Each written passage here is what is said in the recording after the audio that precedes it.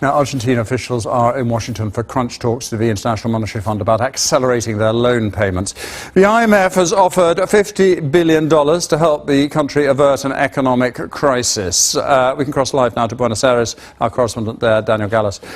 Daniel, it seems as though patience is running out. I mean, and the IMF seems to be dawdling somewhat. What's the latest you've got on this?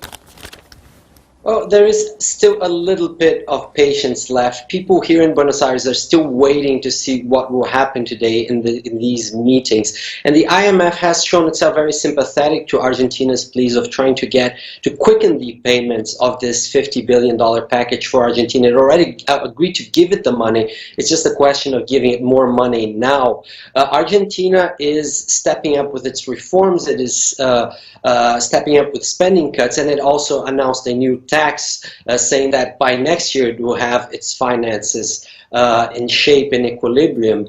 So right now the talks started in Washington already, and everyone's sort of waiting to see what will come out of these talks.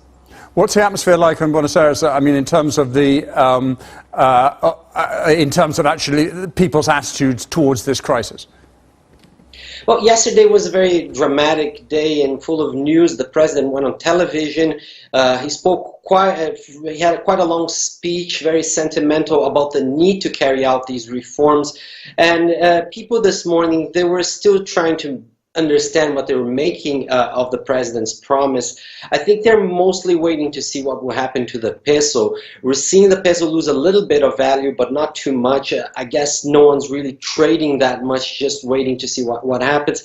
But there's a lot of confusion and just anxiety about what will happen in the future. Last week, things were a bit tougher because the peso lost a lot of value on Friday. Businesses even closed because they weren't happy for trying to trade at all. So today we're seeing a slightly different mood than from last week.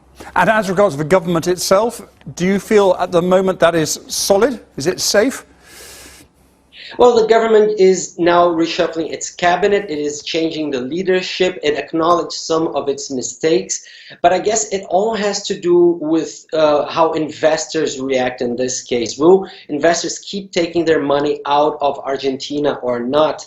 Last week, the peso was worth around $1 was worth around 30 pesos. Now it's around the 40 peso mark. And if that keeps happening, then this government will start to look a lot more fragile. But the government already did all it could in terms of changing political leadership, and it's now pretty much waiting to see how investors will react.